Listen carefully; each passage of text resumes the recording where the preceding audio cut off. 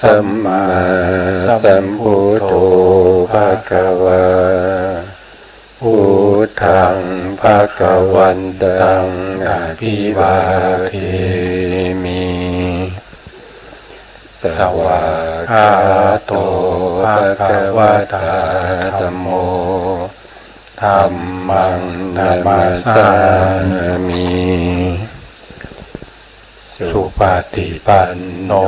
ภะคะวะโตสาวกสังโฆสังฆังนามามินะโมตัสสะภะคะวะโตอะระหะโตสัมมาสัมพุทธัสสะนะโมตัสสะภะคะวะโตอะระหะโตสัมมาสัมพุทธัสสะนะโมตัสสะภะคะวะโตอะระหะโตสัมมาสัมพุทธัสสะสัมมาสัมพุทธัมมัตตุลังสัสสะธัมมาคานุตตมังอาภิวาทิยาภาสิสังอาภิธรรมัตถสังฆังตถาวุตตาภิธรรมัตถาจตุธาปรมัตถโตจิตตังเจตสิกังรูปังนิพพานามิติสัพพะทาขอกราบนมัสการพระมหาเถระพระสังฆาธิการพระเถรานุเถระและขอสวัสดีท่านผู้ฟังและผู้ชมทุกท่านที่ติดตามในรายการพระไตรปิฎกลอยฟ้าในเนื้อหาของพระอภิธรรมนะครับครั้งนี้ก็เป็นครั้งที่78ในเรื่องของนิพพานปรมัตถ์นะครับเราก็ยังอยู่ในเรื่องของนิพพานอยู่น่าจะเป็นครั้งสุดท้ายแล้วนะครับวันนี้น่าจะจบนะครับน่าจะจบในเรื่องของนิพพานแล้วนะครับพรุ่งนี้ก็จะได้ขึ้นในเรื่องใหม่ต่อไปนะครับนะครั้งที่แล้วว่าให้โอกาสอาทิตย์ก่อนนะครับวันนี้อาทิตย์มาร่วมรายการครับขอ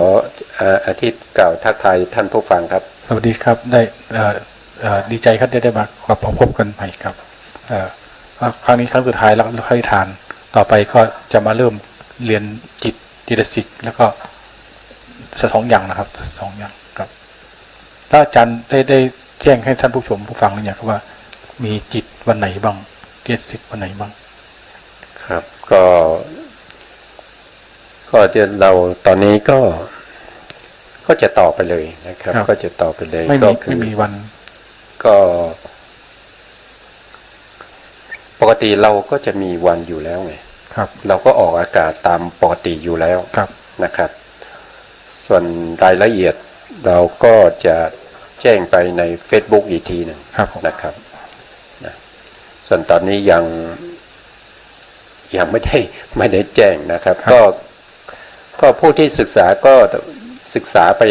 ตามไปเรื่อยๆนะครับก็ของเราก็มีทั้งที่ออกทางวิทยุวัดฝายหินแล้วก็ออกทาง Facebook นะครับในตามนี้นะครับต่อไปก็เป็นการแก้ไขนะครับแก้ไขข้อความต่างๆนะครับที่พูดมาในครั้งที่แล้วนะครับว่าติดอะไรท่านผู้ฟังไว้บ้างนะครับเรื่องที่หนึ่งนะครับก็ติดในเรื่องของที่พูดถึงพราหมณ์ที่มีความรู้เกี่ยวกับเรื่องของการทำนายนะครับทำนายว่าผู้ที่ตายแล้วก็ไปเกิดที่ไหนนะครับอันนี้ก็ให้อาทิตย์นะอาทิตย์ศึกษาเรื่องนี้มาก็ให้อาทิตย์ได้พูดคุยกับท่านผู้ฟังในเรื่องนี้ครับเชิญครับอาทิตย์ครับครับก็มีครั้งหนึ่งเนี่ยมีพระวังคีสะนะครับเกิดในตระกูลพราหมณ์อยู่ในนครสาวัตถีนะครับจบไตรเพศแล้วมีความชำนาญมีความเป็นที่พอใจของอาจารย์นะครับได้เรียนมนต์พิเศษอย่างหนึ่งที่เรียกว่าสัวสีสมนต์นะครับเป็นมนต์ที่สามารถรู้ได้ว่าถ้าไปเคาะกระโหลกศีรษะ คนที่ตายไปแล้วถึง30 ปีก็สามารถรู้ว่าคนนั้นไปเกิดที่ไหนนะครับต่อมาก็อาศัยวิชานี้ไปเป็นเครื่องหาเลี้ยงชีพนะครับต่อแล้วก็วนปรับไปกับไปที่ต่างๆสุดท้ายก็มาที่แถวนครสาวัตถีแถวตรงหน้าวัดเชตวันนะครับแล้วก็ไปเชิญชวนให้คนที่เข้าวัดเชตวันมาฟังตนดีกว่านะครับแต่ผู้คนดังนั้นก็ไม่สนใจเพราะว่าพระเจ้าน่าจะรู้ดีกว่าเลยไม่พอใจเลยเข้ามาในวัดอยากเห็นพระเจ้านะครับแต่มีการขัดแย้งกันระหว่างพระเจ้านะครับที่ขัดแย้งกันพระเจ้าก็ให้พิสูจน์นะครับเอากระโหลกศีรษะของคนมาทั้งหมด5 คนด้วยกันครับที่ตายไปแล้วนะครับคนหนึ่งเกิดในนรกนะพระเจ้าคัดมานะครับคนเกิดในสวรรค์อีกคนหนึ่งเกิดเป็นเดรัจฉานอีกคนหนึ่งเกิดเป็นมนุษย์อีกคนหนึ่งเป็นพระกระดูกหลวงพระอรหันต์นะครับพระวังกิสานี่ก็สามารถเคาะกระโหลกแล้วรู้หมด1 ใน 4นี้รู้1 ถึง 4นี้รู้คนนี้รู้หมดเลยว่าคนนี้ไปเกิดในโลกสวรรค์สัตว์เดรัจฉานมนุษย์แต่คนสุดท้ายนี้ไม่รู้เป็นพระอรหันต์นี่ไม่รู้ว่าไปเกิดที่ไหนนะครับจนใจแล้วเลยต้องมาไม่สามารถตอบพระพุทธเจ้าได้ครับพระเจ้าก็เลยว่าแต่พระคตาคตรู้ว่าองค์ที่5ไปอยู่ที่ไหนไปเกิดที่ไหนไม่ไปเกิดแล้วเลยก็สุดท้ายก็ยอมแพ้พระเจ้าจะขอต่อมนจากพระเจ้าแต่พระเจ้าก็มีข้อแม้ว่าต้องมาบวชก่อนพระวังสาก็ลังเลใจอยู่หลายวันนะครับมาพร้อมกับคณะของเขานะครับนักตรงเองก็บวชเพื่อจะต่อมนแล้วก็ว่าจะโดดสัก2 วันก็จะออกไปเป็นคฤหัสถ์เหมือนเดิมจะไปประกอบอาชีพเหมือนตามเดิมนะครับสุดท้ายบทไปได้สักพักก็เป็นพระอรหันต์นะครับพวกคณะที่ติดตามมาก็มาถามว่าเป็นไปถึงไหนได้ทำไมไม่ยอมศึกพระพุทธเจ้าบอกเป็นพระอรหันต์แล้วไม่ศึกแล้วครับจะบวชเรื่อยๆครับก็พี่มาเป็นอย่างนี้ครับครับก็เมื่อวานนี้ผมพูดถึงศีรษะ4นะครับแต่จริงๆแล้วก็ศีรษะมีอยู่5นะครับศีรษะที่เป็นกะโหลกของคนที่ตายไปแล้วนะก็จะมีของคนที่ไปเกิดในนรก1ใช่ไหมครับแล้วก็ไปเกิดในสวรรค์1แล้วก็ไปเกิดเป็นสัตว์เดรัจฉาน1แล้วก็ไปเกิดเป็นมนุษย์1แล้วก็5ก็คือกระดูกพระอรหันต์เป็นของพระอรหันต์นะครับบางชีสานี่เขาเป็นเขาเรียนวิชาทางนี้มานะครับพอเขาเคาะกะโหลกคนที่1เขาก็รู้ว่าคนนี้ไปเกิดในนรกนะครับเขาก็ตอบว่าไปเกิดในนรกพระพุทธองค์ก็ว่าถูกต้องนะคนที่2เมื่อเคาะไปแล้วก็รู้ว่าไปเกิดบนสวรรค์นะครับแต่เป็นเทวดาอยู่ชั้นไหนไม่รู้นะครับอันนี้กล่าวโดยย่อๆนะครับพระพุทธองค์ก็ว่าถูกต้องนะข้อคนที่3นะคนที่3ก็ไปเกิดเป็นเดรัจฉานพระพุทธองค์ก็ว่าถูกต้องแล้วนะคนที่4ข้อแล้วก็ว่ามาเกิดเป็นมนุษย์แล้วนะพระพุทธองค์ก็ว่าถูกต้องนะพอมาเคาะกะโหลกที่5นะครับซึ่งเป็นกะโหลกของพระอรหันต์นะครับบางศีรษะก็หาไม่เจอไม่สามารถตอบได้หาไม่เจอว่าเขาไปเกิดที่ไหนแล้วเคาะแล้วก็เคาะอีกนะครับพยายามที่จะเคาะพยายามที่จะไล่มนต์ในการเคาะกะโหลกเนี่ยให้รู้ว่าคนที่5ไปเกิดที่ไหนพยายามอยู่ช้านานก็ไม่รู้นะครับพระพุทธองค์ก็เลยถามว่าเป็นไงรู้หรือเปล่าว่าคนที่5ไปเกิดที่ไหนเขาก็ตอบว่าเขาจนปัญญาจึงตอบว่าไม่รู้ครับไม่รู้พระพุทธองค์ก็บอกว่าเขาเป็นพระอรหันต์ไม่เกิดแล้วเป็นพระอรหันต์แล้วเข้าสู่นิพพานแล้วไม่เกิดแล้วนะครับทีนี้บางคิสาก็อยากจะได้มนต์ก็อยากจะได้มนต์เรื่องของพระอรหันต์ก็มาบวชนะแต่พระเจ้าต้องขอให้บวชก่อนถึงจะสอนให้ครับก็เลยมาบวชแล้วก็เรียนมนต์จากพระพุทธองค์เรียนไปเรียนมาก็ได้เป็นพระอรหันต์เพราะฉะนั้นบางคิสาก็เลยไม่สนใจในเรื่องของการเคาะกะโหลกอีกแล้วนะครับเพราะเป็นพระอรหันต์แล้วไม่ยืนไม่มีติดแล้วนะครับอันนี้ก็เป็นเรื่องที่ ค้างไว้เมื่อวานนะครับ ที่บอกว่าชื่อนะครับ พระวังคีสะ ที่ค้างไว้เมื่อครั้งที่แล้วนะครับ ว่าชื่ออะไรจำไม่ได้นะครับ ก็คือจริง ๆ แล้วเขาชื่ออะไรนะ วังคีสะครับ ชื่อว่าวังคีสะ เป็นพระ วังคีสะ มีความเป็นเลิศทางด้านปฏิภาณครับผม ครับ มีแต่ราคา เขาได้เอกทัคคะทางด้านปฏิภาณ ปฏิภาณ นะครับนะครับ ก็ต่อไปก็อีกเรื่องหนึ่งนะครับที่พูดถึงเรื่องของ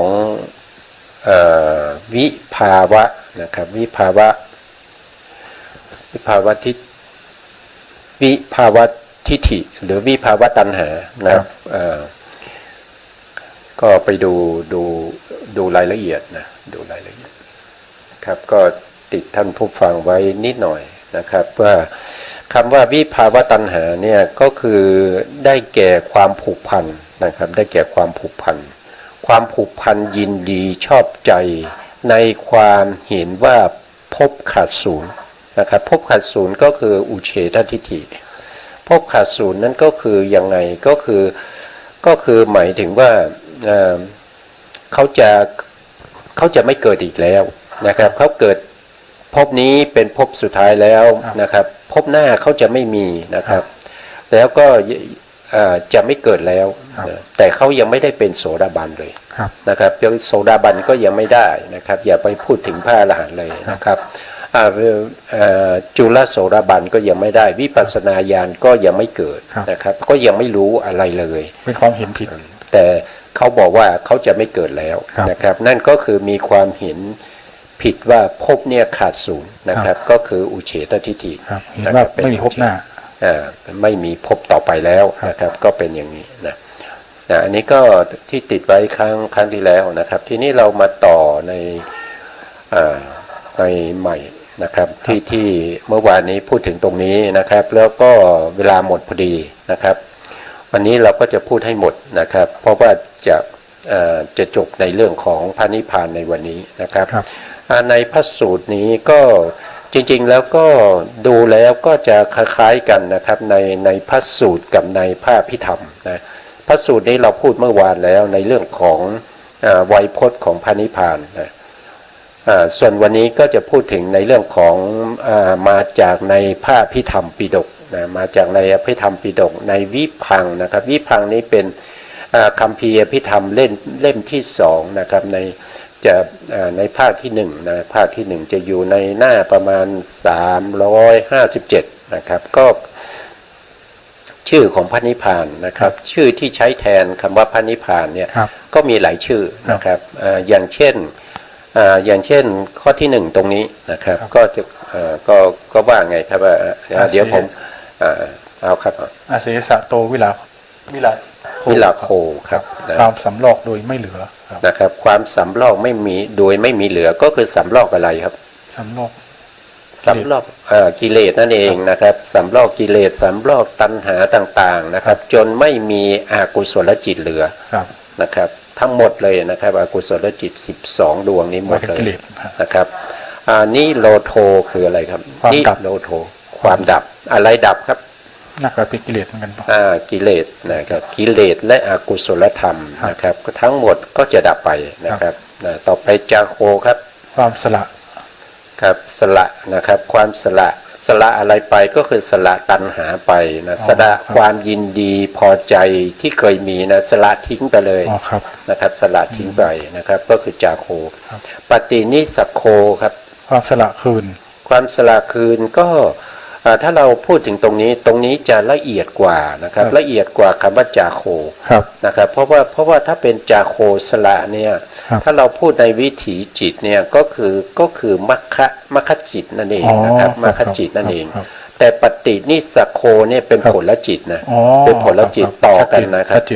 เป็นต่อกันก็คำแปลก็คือสละคืนนะครับสละคืนนี่คือเป็นเหตุแล้วนี่เป็นผลแต่พูดได้มันมักเป็นเหตุผลเป็นแต่จริงแล้วถ้าพูดตรงนี้เนี่ยมันเป็นเรื่องของไวยพจน์นะครับเขาไม่พูดอย่างนั้นนะครับเพียงแต่ที่ผมพูดนี่คือเพียงแต่ว่าเป็นอุป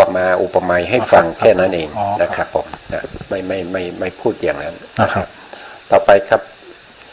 มุติ พุทธิความพ้น ความพ้นจากอะไร พ้นจากอะไรกัน พ้นจากสภาพที่เป็นนิพพานเนี่ยพ้นจากขันธ์ห้า ครับ นะครับเพราะว่าเป็นขันธวิมุตติ ครับใช่ นิพพานเป็นขันธวิ ขันธวิ มุ มุ ต ต ติ ติจำได้ ครับอนาลโยครับ ความไม่อะไร ความไม่อะไรนะครับ ไม่อะไร เดิมทีนี้เราเป็นปุถุชนนี้เรายังมีความ ครับมีความ อะไรอยู่นะครับอะไรในทรัพย์สินเงินทองญาติพี่น้องนะครับต่างๆเนี่ยเราก็อะไรอยู่นะครับแต่ถ้าเราได้เป็นพระอริยบุคคลจนถึงพระอรหันต์แล้ว เราไม่สนใจแล้วนะครับว่าทรัพย์สินจะมีเท่าไหร่ อย่างพระอานนท์เนี่ยพระตอนพระพุทธเจ้าปรินิพพานเนี่ยพระพุทธอานนท์ยังร้องไห้อยู่นี่ถือว่ามีความอะไรอยู่ไหมครับ อันก็มีอยู่นะครับเพราะว่าพระอานนท์ในขณะนั้นเป็นแค่ พระโสดาบัน เป็นแค่โสดาบันยังไม่ได้เป็นพระอรหันต์ ครับ ยัง มี ไม่ ความ ได้ อะไร เป็น อ พ ยู่ ระอรหันต์เพราะว่าละกิเลสยังไม่หมดไง ครับ นะครับละกิเลสยังไม่หมดละโลภะได้แค่ทิฏฐิคตะสัมปยุตตจิตสี่ดวง ครับ ยังเหลือทิฏฐิคตะวิปยุต อีกสามประยุทธ์วิปยุทธ์อีกสี่ดวง วิปยุตอีกสี่ดวง ครับ นะครับก็ยังมีความยังมีความเสียใจ เพราะยังมีโทสะอยู่ เพราะว่าการร้องไห้นี่เป็นเรื่องของความเสียใจนะครับเสียใจนะครับราคะขโย ความสิ้นราคะ นี่ก็รู้อยู่แล้วความสิ้นราคาก็คือความราคาเนี่ยมันแปลได้หลายอย่างนะครับแต่ถ้าพูดจริงๆก็คือความยินดีติดใจนะในกรรมคุณอารมณ์นะครับก็คล้ายๆกับตัณหานั่นเองนะครับต่อไปครับโทสะขโย ครับความสิ้นโทสะครับ ครับสิ้นโทสะเป็นพระอรหันต์ต้องสิ้นอยู่แล้วโทสะในละได้ที่ พระอนาคามี ละได้ที่พระอนาคามี ครับ นะครับละได้ที่พระอนาคามีโทสะนะครับแล้วโมหะขโย โมหะนี่ก็ละที่พระอรหันต์ครับผม ละเป็นสมุเฉทที่พระอรหันต์นะครับตัณหะขโย แต่ความสิ้นตัณหานี่ก็พระอรหันต์เหมือนกัน นี่ก็เป็นพระอรหันต์เหมือนกัน ที่สิ้นตัณหา ละมาตั้งแต่โสดาบันแต่ไปหมดจริงๆที่ พระอรหันต์ครับ พระอรหันต์นะครับอนุปาโท ความไม่เกิดขึ้น ความไม่เกิดขึ้นอะไรไม่เกิดขึ้นก็คือขันธ์ห้าไม่เกิดอีกแล้วนะครับไม่เกิดแล้วไม่มีขันธ์ห้าอีกแล้วนะครับตรงนี้ไม่มีขันธ์ห้าอีกแล้วนะต่อไปครับอัปปะวัตตัง ความไม่เป็นไป ไม่เป็นไปก็คือไม่มีภพที่จะสืบต่อไปคือหมายถึงว่าจุติจิตเกิดแล้วปฏิสนธิจิตจะไม่มีครับไม่มีการสืบต่อแล้วไม่มีการสืบต่อไม่นะประวัตินี่เพื่อแปลว่าสืบต่อกันไปนะเป็นประวัติเป็นบางครั้งเนี่ยเราจะเรียกเป็นประวัติการอย่างเงี้ยนะครับก็มาจากนะครับเป็นมาจากตรงนั้นต่อไปนิมิตตัง ความไม่มีเครื่องหมายความไม่มีเครื่องหมายนะครับนิมิตนี่คือความไม่มีเครื่องหมายนะครับเพราะว่าพระนิพพานไม่มีเครื่องหมายใดๆนะครับที่จะเป็นสื่อให้เรารู้ว่านิพพานนะครับนิพพานนี่ไม่มีนิมิตเครื่องหมายนะครับถ้าเข้าไม่ถึงเราฟังแล้วเราอาจจะไม่เข้าใจนะครับแต่ก็ฟังไปก่อนครับแล้วก็ทำความรู้สึกไปเรื่อยๆอีกหน่อยจะเข้าใจเองนะครับเพราะว่าคำสั่งสอนของพระสัมมาสัมพุทธเจ้าเนี่ยเป็นสัจธรรมนะเป็นสัจธรรมเป็นความจริงนะครับมันเป็นอย่างนั้นจริงๆนะมันเป็นธรรมชาติโดยเป็นอย่างนั้นนะอัปปานิหิตัง ความไม่มีที่ตั้งนี่ก็ไม่มีที่ตั้งของตัณหานะครับเมื่อเข้าถึงนิพพานแล้วตัณหาจะมาขออาศัย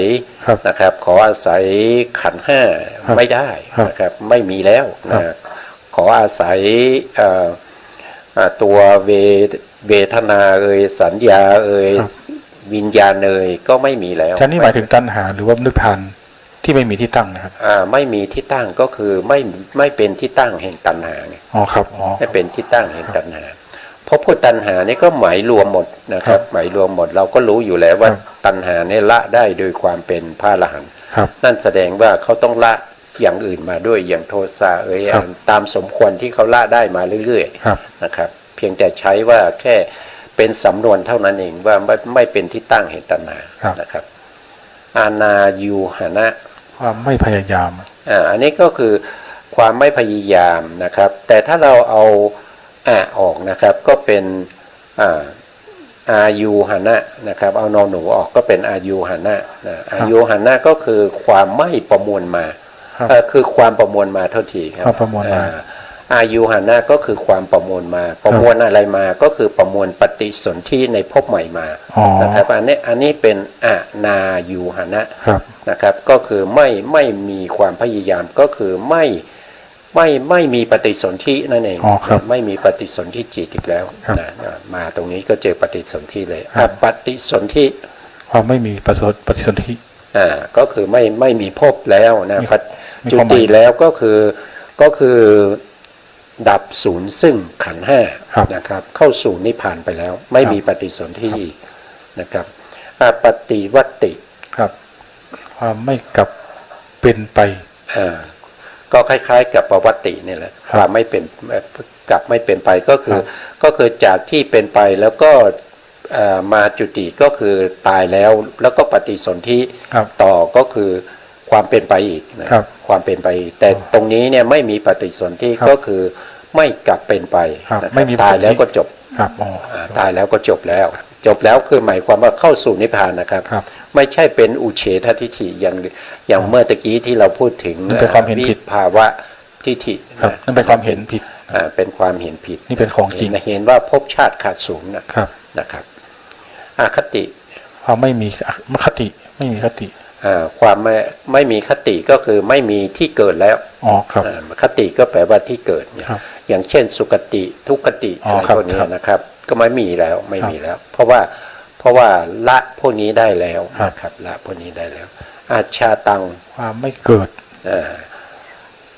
ชาตังนี่แปลว่าเกิดเติมก็คือไม่เกิดอีกแล้วไม่เกิดอีกแล้วเพราะว่าเป็นพระอรหันต์แล้วปรินิพพานแล้วไม่มีภพชาติอีกแล้วนะครับอาชลังความไม่แก่ก็ในนิพพานไม่มีความแก่นะครับเพราะว่าไม่เกิดแล้วเข้าสู่นิพพานแล้วก็เป็นอาชาตังครับพยาธิความไม่เจ็บก็คือไม่มีในนิพพานไม่มีความเจ็บไข้ไม่มีความอาพาธใดๆนะครับต่อไปมัตตังความไม่ตายก็คือในนิพพานไม่มีความตายนะครับเข้าสู่นิพพานแล้วไม่มีเกิดไม่มีตายไม่มีแก่ไม่มีเจ็บนะครับก็จะเป็นลักษณะนั้นนะโศกังความไม่มีโศกนะครับความไม่มีโศกก็คือเศร้าโศกนั่นเองนะครับในนิพพานนี้ไม่มีนะครับไม่มีความเศร้าโศกนะปริเทวะความไม่มีปริเทวะก็คืออะไรร้องไห้ลำพันธ์ปริเทวะนี้มีเสียงด้วยนะครับมีเสียงด้วยมีน้ำตาด้วยนะครับเป็นปริเทวะนะครับไม่มีในนิพพานนะครับพวกนี้ไม่มีในนิพพานเราจึงใช้ชื่อว่าปริเทวะอปริเทวังปริเทวังนะครับแล้วก็อนุปายาสังความไม่มีอุปายาสะก็คือไม่มีความคับแค้นใจในนิพพานไม่มีความคับแค้นใจนะครับนะต่อไปสังทิฏสังกีทังครับความไม่เศร้าหมองแล้วก็คือไม่มีกิเลสที่จะทำให้เศร้าหมองนะครับเข้าสู่นิพพานแล้วนะครับพวกนี้เป็นไวยพจน์ของพระนิพพานนะครับถ้าได้ยินใครพูดว่าโสกังนี่ก็รู้ทันทีว่าเขาพูดถึงนิพพานนะครับปริเทวังก็คือพูดถึงนิพพานพยาธิก็พูดถึงนิพพานหมายถึงนิพพานนะครับคำพวกนี้นะครับนิพพานมีหลายชื่อนะครับแต่ตัวสภาวะนิพพานมีอย่างเดียวนะครับก็คือสันติราพนังอันนี้ก็จะจบในตรงนี้นะครับจริงๆก็จะหมดนะแต่ว่ายังมีสไลด์อยู่นะครับเราก็จะพูดไปนะครับพูดไปก็ให้ตามนั้นนะจริงๆแล้วเรื่องนี้เราเคยพูดมาแล้วนะครับเราเคยพูดมาแล้วในเรื่องของการที่จะเข้าถึงพระนิพพานนะครับนะแต่สูตรนี้เป็นสูตรที่น่าสนใจนะครับก็เลยนำมาให้ท่านผู้ฟังและผู้ชมได้รับทราบกันนะครับมาจากไหนก็มาจากในสุตตันตปิฎกนะทีฆนิกายมหาวรรคเล่ม2ภาค2หน้าประมาณ243 ก็คือเรื่องอะไรก็คือการละกิเลสในอริยสัจสี่นะครับในอริยสัจสี่อริยสัจสี่ก็จะมี ทุกข์คือนิโรธทุกข์ก่อนอาจารย์ทุกข์ ทุกขะอริยสัจนะครับแล้วก็ สมุทัยอริยสัจ ทุกขะสมุทัยอริยสัจ ครับ ต่อไปเป็นนิโรธะ ก็เป็นทุกขะนิโรธาอริยสัจ ครับ ต่อไปเป็นสุดท้ายคือปัจ ทุกขะนิโรธาคามินีปฏิปทาอริยสัจ ครับ นะครับเวลาตัดสรู้เนี่ยก็จะมีในพระสูตรนะครับอย่างเช่นตัดสรู้ในเรื่องของทุกเนี่ยท่านก็จะใช้ว่านะครับตัดสรู้ทุกข์โดยความเป็นทุกขสัจตัดสรู้เหตุเกิดแห่งทุกข์โดยความเป็นสมุทัย ครับ ตัดสรู้ที่ตัดสรู้ความดับทุกข์โดยความเป็นนิโรธสัจ ครับ ตัดสรู้ปฏิปทาคือปฏิปทาให้ถึงความดับทุกข์ ครับ นั่นคือมรรค มากครับ นะครับก็จะพูดในลักษณะนี้นะในพระสูตรนะครับทีนี้เราก็มาดูว่าในทุกขานิโรธาอริยสัจเพราะว่าเราพูดถึงเรื่องของการละนะครับเรื่องของการละเพราะฉะนั้นเราก็ไม่พูดถึงเรื่องของทุกข์และสมุทัยละเพราะทุกข์นี้เป็นผลสมุทัยเป็นเหตุนะครับแล้วก็ทุกขานิโรธาคามินีเนี่ยตรงนี้เป็นมรรคเป็นตัวที่เข้าถึงทุกขานิโรธนะครับเพราะฉะนั้นเราจะไม่พูดข้อ1ข้อ2และข้อ4เราจะพูดเฉพาะข้อ3นะเพื่อไม่ให้เสียเวลานะครับก็คือข้อ3ก็คือทุกขานิโรธาอริยสัจธรรมที่เป็นที่ดับทุกข์ก็คือพระนิพพานนั่นเองนะครับ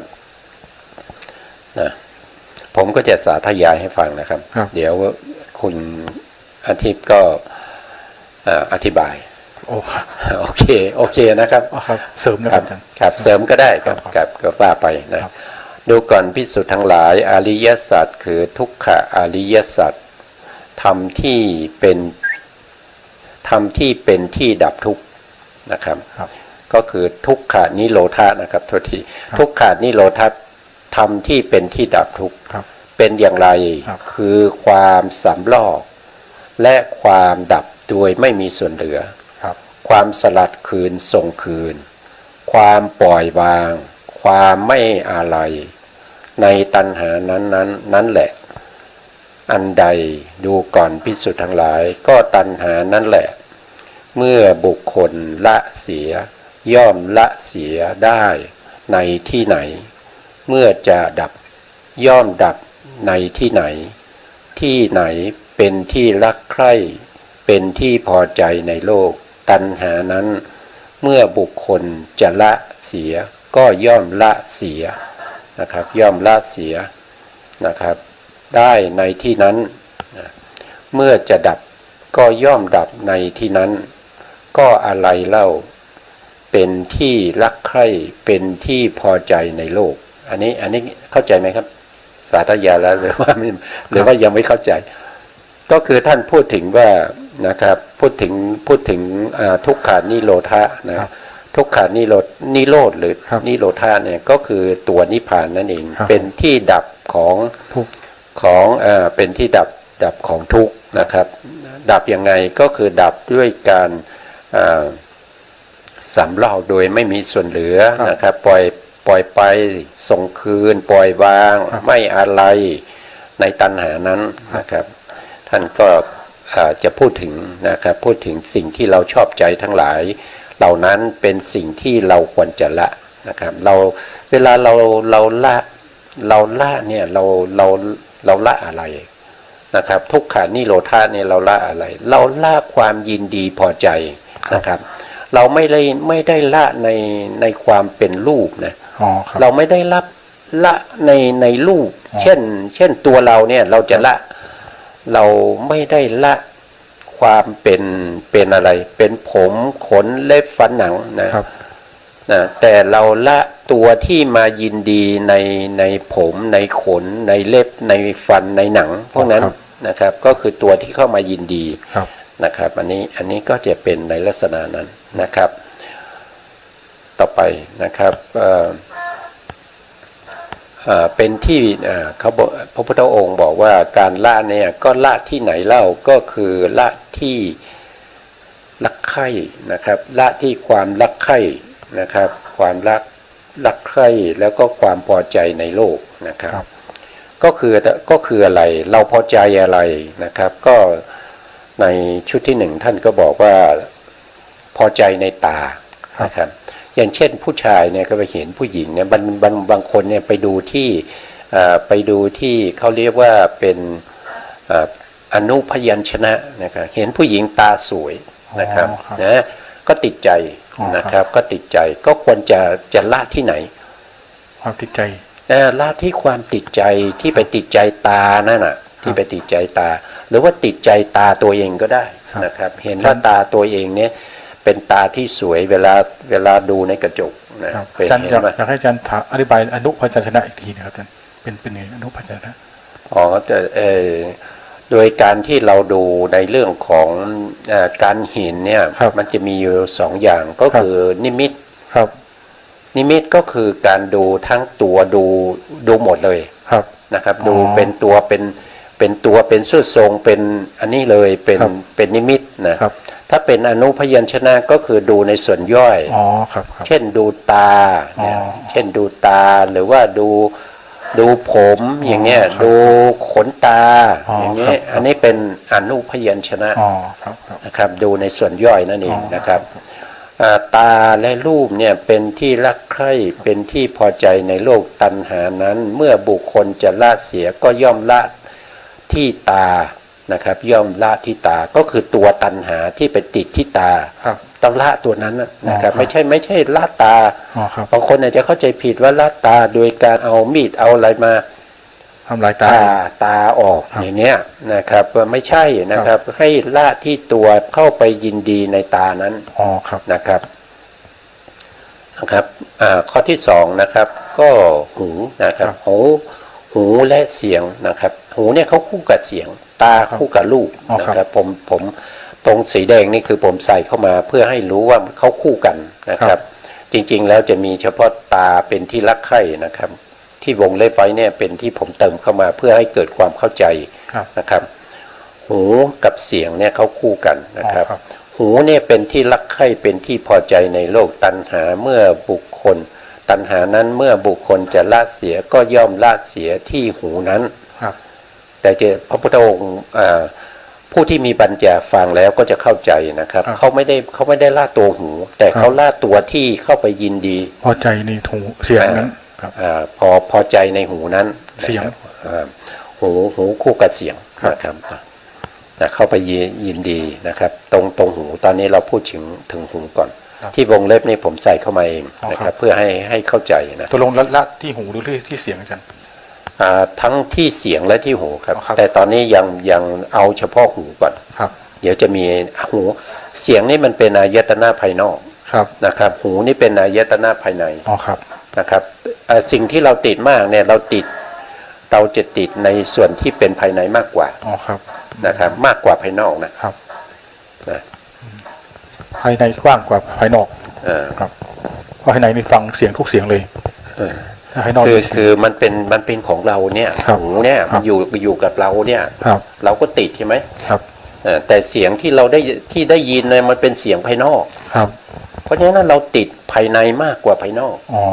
นะครับอายตนะภายในนะครับก็คือตาหูจมูกลิ้นกายก็จะมีพระพุทธองค์ก็แสดงในลักษณะทำนองเดียวกันหมดนะครับเวลาเราจะละเราต้องละที่ตัวตัณหาไม่ใช่ละที่จมูกไม่ใช่ละที่ลิ้นไม่ใช่ละตัวกายนะครับไม่ใช่ละตัวกายไม่ใช่ละตัวลิ้นไม่ใช่ละตัวจมูกละตัวหูละตัวตาแต่ละตัวที่เข้ามายินดีในตาหูจมูกลิ้นกายนะครับก็ละตรงนั้นนะครับต่อไปในสไลด์ต่อไปนะครับแล้วก็ทำใจทำอารมณ์ครับใจ ครับ ใจก็คือมนายตนะนะครับก็อยู่ในตัวเรานี่แหละเป็นอายตนะภายในนะครับอายตนะภายในเป็นใจนะครับเมื่อเป็นที่รักใคร่ใจเนี่ยเป็นที่รักใคร่เป็นที่พอใจในโลกตัณหานั้นเมื่อบุคคลจะละเสียก็ย่อมละเสียที่ใจนั้นนะครับเมื่อจะดับก็ย่อมดับที่ใจนั้นนั่นคือเราจะดับตัวตัณหานะครับตัวตัณหาที่เข้าไปยินดีในจิตของเราอ่ะนะครับยินดีในใจของเราเนี่ยใจนี้ธรรมญาณกว้างมากนะครับบัญญัติก็เป็นธรรมญาณไม่ใช่ใจนี่เป็นมนายตนะสิมนายนะแต่ไปรู้ธรรมายนะมนายตนะคู่กับธรรมายนะแต่ธรรมายนะกว้างมากอันนี้เป็นอารมณ์ไงครับอันนี้เป็นอารมณ์บัญญัติก็ใช่อันนี้มันเป็นภายนอกตอนนี้เราพูดถึงภายในอยู่นะครับก็ให้เข้าใจอย่างนั้นถ้าเราจะละเราก็ละตัวตัณหาที่เข้าไปยินดีในใจนั้นนะครับ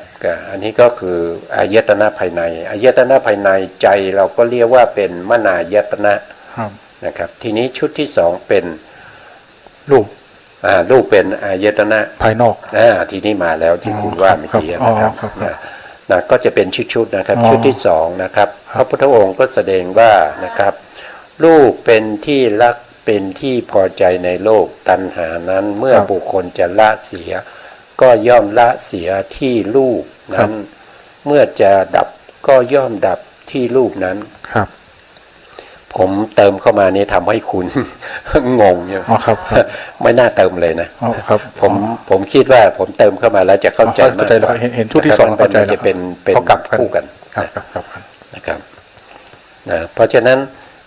รูปก็เป็นอายตนะครับอายตนะภายนอกนะครับก็เวลาเราจะละก็ละตัวตัณหานะครับตัณหาที่เข้ามายินดีในรูปเสียงก็เช่นเดียวกันนะครับก็ละที่ตัณหากลิ่นก็เช่นเดียวกันก็ละที่ตัณหานะครับต่อไปลิ้นรสนะครับก็ละที่ตัวตัณหาเหมือนกันโผฏฐัพพะก็คือความกระทบเย็นร้อนอ่อนแข็งหย่อนตึงไหวตึงนะเย็นร้อนนะครับแข็งอ่อนนะครับก็ละที่ตัวตัณหาที่เข้าไปยินดีนั้นแล้วก็ธรรมารมณ์ก็คือเป็นอารมณ์ให้แก่มนายตนะมนายตนะก็คือใจเป็นอายตนะภายในแต่ธรรมารมณ์นี่เป็นอายตนะภายนอกนะครับก็คือละที่ตัวตัณหาที่เข้าไปยินในธรรมารมณ์นั้นนะครับก็จะเป็นอย่างนี้นะครับพอมาชุดที่สามนะชุดที่สามก็จะพูดถึงเมื่อมีอย่างเช่นใจเมื่อมีธรรมารมณ์กับใจนะครับมันก็จะมีอะไรทำอาศัยใจกับธรรมารมณ์แล้วก็เกิดมโนวิญญาณนี้เป็นต้นนะครับทีนี้เราพูดถึงข้อที่หนึ่งก่อนนะครับข้อที่หนึ่งก็คืออาศัยตานะครับอาศัยตากับรูปนะครับก็เกิดเป็นจักขุวิญญาณจิตเกิดเป็นจักขุวิญญาณจิตนะครับเมื่อมีความยินดีในคำว่าความรู้ตรงนี้เนี่ยก็คือตัวจักขุวิญญาณนะครับเพราะว่าตัวรู้รู้ทางตารู้ทางตาเนี่ยตัวรู้เป็นจักขุวิญญาณนะครับเมื่อจะละก็ต้องละตัวที่เป็นตัณหานะครับตัวที่เป็นตัณหาเข้าไปยินดีอะไรยินดีในความรู้ทางตานะครับความรู้ทางตาก็เห็นแล้วก็ติดใจว่าตาสิ่งที่เห็นนั้นเป็นสิ่งที่สวยงามนะครับก็ละตัวตัณหานี่เองนะครับฟังเสียงแล้วก็เกิดความชอบใจก็ละตัวตัณหานะครับอันนี้ก็เช่นเดียวกันนะครับเมื่อมีหูมีเสียงนะครับก็ทำให้เกิดเป็นโสตวิญญาณโสตวิญญาณก็คือความรู้ทางหูก็คือความรู้ทางหูต่อไปครับความรู้ทางจมูกความรู้ทางจมูกก็คือคานวิญญาณนั่นเองนะครับเมื่อมีจมูกกับมีกลิ่นกระทบกันแล้วก็เกิดเป็นความรู้ทางจมูกความรู้ ทางจมูกก็คือ คานะวิญญาณจิต คานะวิญญาณจิต เมื่อจะละคานะวิญญาณจิตก็ต้องละที่ ความยินดีพอใจตัณหา ก็คือละที่ตัณหานั่นเองละที่ตัณหานะครับ เช่นเดียวกันกับความรู้ทางลิ้นนะครับ ความรู้ทางกาย ความรู้ทางใจเนี่ย ครับ ก็ทำนองเดียวกัน ครับ นะครับ ก็ทำนองเดียวกันก็ผ่านไปนะครับผ่านไป ชุดที่ 4 ก็จะเพิ่มมาอีกนะครับ ความกระทบทางตา ครับ อันนี้เป็นภาษานะ ภาษา เมื่ออาศัยจักขุรูปารมณ์ ครับ แล้วก็เกิดจักขูวิญญาณ ครั ธ บ รรมะ3อย่างประชุมกัน อ๋อ เป็นภาษา ครับอันนี้ ก็คือภาษา ครับ เมื่อมีธรรมะ3อย่างประชุมกันก็เป็นภาษา ครับ นะครับ เวลาเราจะละความยินดีพอใจในภาษาเราก็จะต้องละที่ตัวตัณหานะครับ ละที่ตัวตัณหาไม่ใช่ไปละที่ภาษา ครั นะ บ ไม่ใช่ไปละที่ภาษาเพราะภาษานี่เป็นทุกขสัจ ครับ ทุกขสัจนี่มีเราควรจะทำไงครับในอริยสัจสี่ คุณรู้ กำหนดรู้อย่างเดียวไม่ใช่ตัวที่เราจะละนะค ครั รับ บ เพราะฉะนั้นเราต้องละที่ตัว ตัวตัณหา ละที่ตัวตัณหาก็เช่นเดียวกันนะครับทางหูนะครับเมื่อมีโสตะนะเมื่อมีโสตะกับรูนี่มันทำไมรูปารมณ์แล้วสัทธารมณ์ ให้ศรัทธาลง อันนี้พิมพ์ผิดนะครับ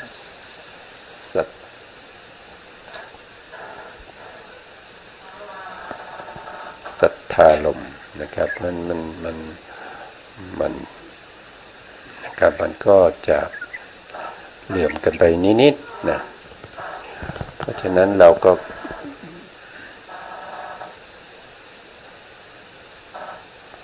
นะครับก็จะเป็นสัทธารมณ์นะครับอันนี้ก็รูปารมณ์อีกแล้วให้เข้าใจว่านะครับว่าถ้าเราจะละการกระทบนะครับสัมผัสของหูกับเสียงเนี่ย ครับ เราต้องละที่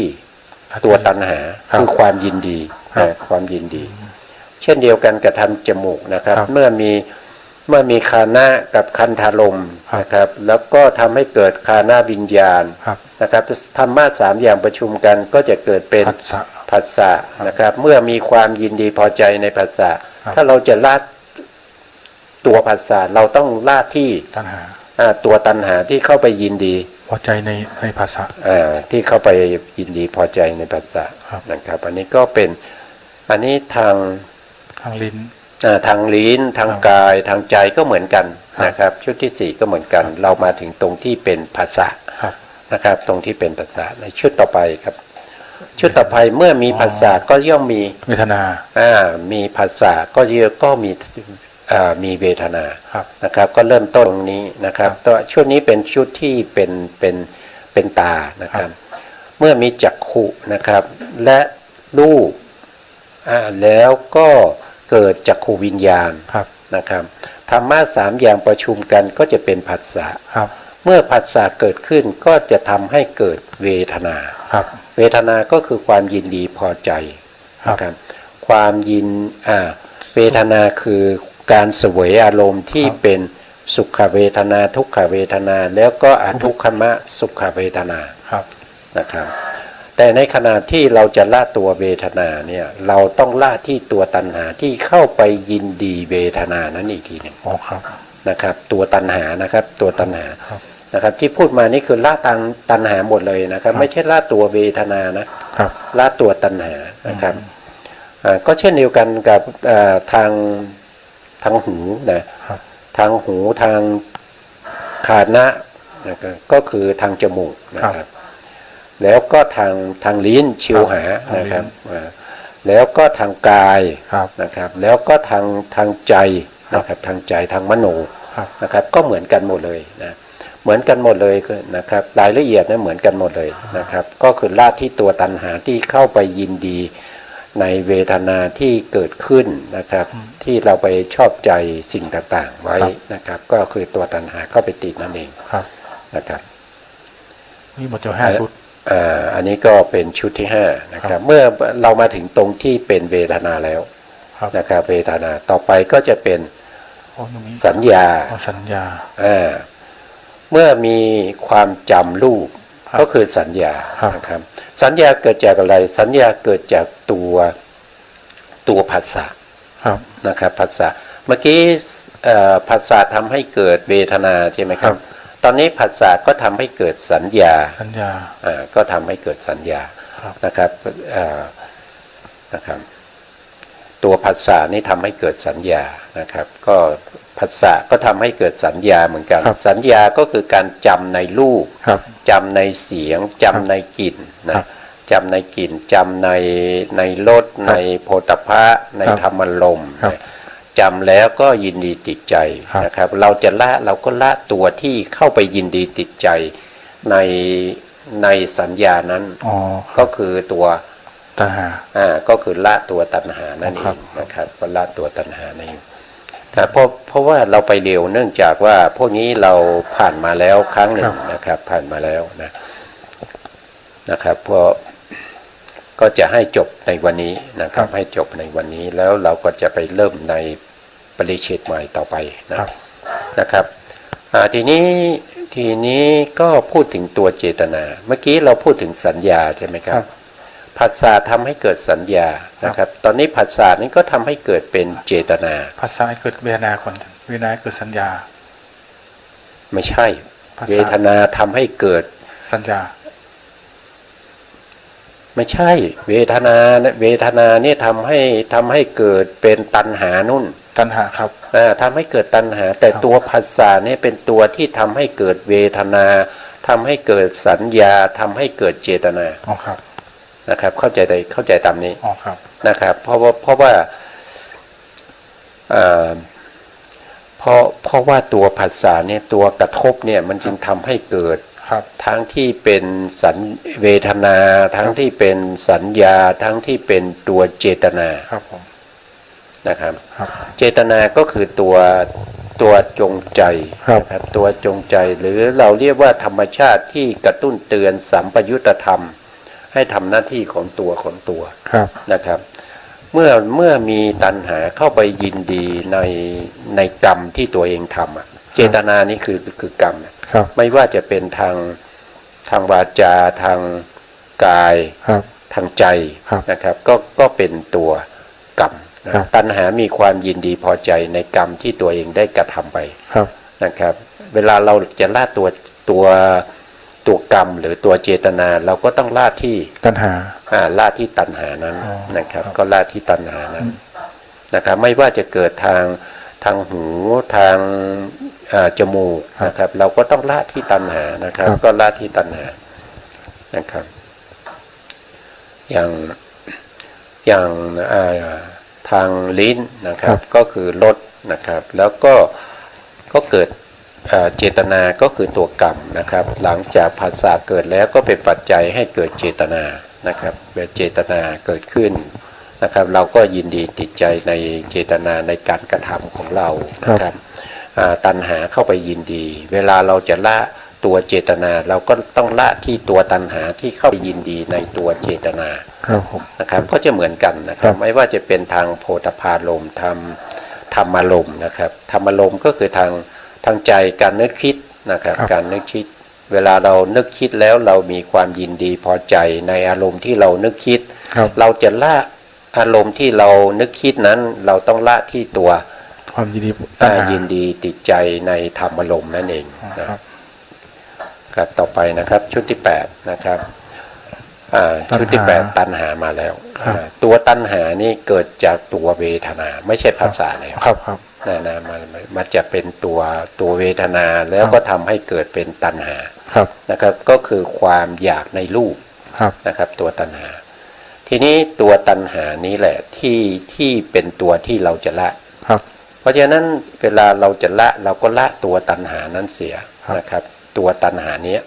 นะครับที่มีความยินดีติดใจนะครับติดใจในอะไรติดใจในความสุขที่เกิดจากเวทนาก็ได้ ติดใจในสัญญาก็ได้ติดใจในเจตนาก็ได้ ครับ นะครับก็คือละตัวตัณหานั้นนะครับเมื่อละตัวตัณหานะครับเมื่อละตัณหาได้นั่นก็แสดงว่าเราได้เป็นพระอรหันต์แล้วนะครับเราไม่ต้องไปทำลายตาทำลายหูนะครับไม่ต้องไปทำลายไม่ต้องเอาอะไรเอามีดหรือว่าเอา มีความยินดีทางตาก็ควักตาออกไม่ใช่อย่างนั้นนะครับ ให้ไปละไปตัดที่ตัวตัณหา ครับ นะครับนะอันนี้ก็คือตัวตัณหาในชุดที่8นะครับก็คือมาจากตัวเวทนาตัวตัณหานะครับในรสก็ตัณหาในโพธิภาคก็ตัณหานะครับในธรรมอารมณ์ก็คือตัณหาเช่นเดียวกันนะค ครับ วามอยากกับตัณหาอันเดียวกัน ใช่อันเดียวกันครับ เมื่อกี้มันทำไมมีคุยคนละชุดกันเมื่อ ตร กี้ งไหนครับ ชุดที่7ที่8ความอยากลองตรงไปอ๋อโทษครับถูกแล้วชุดที่8ถูกแล้วครับ ชุดที่ มี 8 สองหน้าครับ ครับชุดที่9แล้ว ครับ นะครับทีนี้ตัณหานะครับตัววิตกนะครับความตึกนะความตึกในรูปนะครับความตึกในรูปเนี่ยเกิดจากอะไรนะครับก็เกิดจากตัวภาษะนะครับการกระทบนะครับการกระทบเมื่อกระทบแล้วก็มีการตึกนะมีการนึกคิดนะครับมาจากภาษานะครับพวกสังขารละขันธ์เนี่ยมันจะมาจากภาษา ครับ นะมันจะมาจากภาษานะครับเวทนาก็มาจากภาษาใช่ไหมครับเวทนาเป็นเวทนาขันธ์มาจากภาษา ครับ นะครับแล้วก็สัญญาเป็นสัญญาขันธ์มาจากภาษา ครับ ตัณหาเป็น เป็น สังขารขันธ์ก็มาจากภาษา ครับ นะครับมาจากภาษาวิตก วิตก เป็น ก็เป็นสังขารขันธ์เหมือนกัน เป็นสังขารขันธ์ก็มาจากภาษาเหมือนกันนะครับก็มาจากภาษาเมื่อเราจะละวิตกนะครับที่ไปตึกถึงรูป ครับ นะครับตึกถึงยินดีพอใจ ครับ ในเพศตรงข้ามนะค ครั รับบ เห็นเขาสวยหรือว่ารูปร่างดีหน้า ครับ ตาดีตาสวยนะครับผมงามเนี่ยนะครับก็ไปตึกนะไปตึกถึงอย่างนั้นถ้าเราจะละวิตกตัวนั้นเราต้องละที่ตัวตัณหาที่เข้าไปยินดีในการตึกนั้น ครับ ในการตึกนั้นตึกถึงรูปตึกถึงเสียงตึกถึงกลิ่น ครับ ก็เช่นเดียวกันนะครับต้องละที่ตัวตัณหานะครับละที่ตัวตัณหาตึกถึงรส ครับ นะครับก็มีความยินดีในรส อืม นะครับตึกถึงโพธิภาคก็ยินดีในโพธิภาค ครับ เราก็จะต้องละที่ตัวตัณหานั่นเอง ครับ นะละที่ตัวตัณหาตึกถึงธรรมารมณ์นะครับก็มีความยินดีในธรรมารมณ์นะก็ไปละที่ความยินดีนั้นก็คือตัวตัณหานั่นเอง ครับผม นะครับชุดที่10นะครับชุดที่10แล้วนะชุดที่10ก็คือความตองนะครับตองถึงรูปก็คือตัววิจารณ์ ครับ นะครับตัววิจารณ์เกิดจากอะไรวิจารณ์เป็นสังขารขันธ์ก็เกิดจากผัสสะเช่นเดียวกันนะครับเมื่อมีผัสสะแล้วก็ทำให้เกิดเป็นวิจารณ์ก็ตึกถึงรูปแล้วก็ตองถึงรูปนั้นนะครับ ต้องตึก แล้ว ก่อน ก็ ก่อนจังต้องตึกแล้วถึงมาตอง ต้องมีวิตกก่อนถึงวิจารณ์หรือว่าวิจารณ์ได้ ถ้ามีความชำนาญแล้ววิจารณ์เกิดขึ้นได้ อ๋อครับ วิจารณ์สามารถเกิดขึ้นได้ ไม่มีวิตกแต่มีวิจารณ์ได้ อ๋อครับ เคยได้ยินไหม ครับแต่แต่ ในฌานที่2นะครับ มีวิจารณ์แต่ไม่มีวิตก ครับ แต่ในฌานที่ อ๋อ 1 ใช่ มีทั้ง ใช่ วิตกและวิจารณ์ อ๋อครับ นะสามารถมีได้ ครับ นะครับเมื่อมีการตองแล้วเกิดความยินดีพอใจนะครับเราเวลาจะละเราก็ละตัวยินดีพอใจในการตึกนั้น ครับ นะครับก็คือตัวตัณหานะละตัวตัณหานะครับอันนี้ก็คือชุดที่10นะครับก็คือตัววิจารณ์นะครับตัววิจารณ์นะครับวิจารณ์หมดเลยนะครับทีนี้ตั้งแต่เริ่มในชุดที่1จนถึงชุดที่10เนี่ยจนสุดท้ายเนี่ย ครับ เพื่อจะให้รู้อะไรนะครับเพื่อจะให้รู้ถึงสภาวธรรมที่เขาเกิดขึ้น ครับ นะครับเขาเกิดขึ้นเนี่ยจะมีอยู่10อย่างด้วยกัน อ๋อครับ นะครับชุดหนึ่งจะมีอย่างเช่นตาเนี่ยเขาจะมี10อย่าง ครับอ๋อครับใช่ นะครับอย่างเช่นตานะครับเดี๋ยวดูตานะครับดูตานะครับมีอยู่10อย่างนะครับมีจักขุนะครับก็คือตา1นะครับแล้วก็มีรูป 2 แล้วก็มีจักขุวิญญาณ 3 แล้วก็3อย่างประชุมกันก็จะเป็นผัสสะ 4 แล้วก็จะมีเวทนา 5 นะครับมีเวทนาแล้วก็จะมีสัญญา 6 แล้วก็มีเจตนา 7 แล้วก็มีตัณหา 8 แล้วก็มีวิตก 9 แล้วก็มีวิจารณ์ โอเค10ครับโอเค ก็ ถ้าเรารวมแล้วทางตาเนี่ยก็จะมีอยู่10ทางหูก็มี10ทางจมูกก็มี10ครับทางลิ้นก็มี10ทางกายก็มี10ทางใจก็มี10ครับเพราะฉะนั้นถ้าเรารวมอายตนะนะครับอายตนะภายใน6ใช่ไหมครับครับทางละ10ใช่ไหมครับทางละ10รวมกันทั้งหมดก็จะเป็น60เป็น60นะครับก็ให้รู้ว่า60อย่างนี้เราจะเรียกว่าเป็นปิยรูปสาตรูป60อ๋อครับก็คือเป็นรูปที่น่ายินดีน่าพอใจครับนะครับก็จะมีอยู่60อย่างนี้นะครับเพราะฉะนั้นเวลาเราจะละเราก็จะละปิยรูปสาตรูป60นี้แหละนะครับก็เข้าใจตามนั้นนะครับก็จะจบพอดีนะครับจบพอดีในเรื่องของนิพพานนะครับครั้งต่อไปเราก็จะไม่พูดถึงเรื่องนิพพานแล้วนะครับพร้อมกับเวลาหมดพอดีนะครับเวลาหมดพอดีนะครับใช่แล้วนะตรงนี้นะเพราะนั้นเวลาหมดเราต้องเวลาหมดก็จำเป็นต้องลาท่านผู้ฟังและผู้ชมไปก่อนนะครับนะครับสุดท้ายนี้ขอบพระคุณพระครูสมุทรวิสุวัตรวรกิจโจผู้อำนวยการสถานีวิทยุวัดฝายหินจังหวัดเชียงใหม่นะครับแล้วก็ขอบพระคุณพระครูปริยัติยานุศาสตร์นะครับแล้วก็ขอบคุณท่านผู้ฟังและผู้ชมทุกท่านที่ติดตามในรายการพระไตรปิฎกลอยฟ้าในเนื้อหาของพระอภิธรรมนะครับวันนี้เวลาหมดครับขอลาไปก่อนครับสวัสดีครับ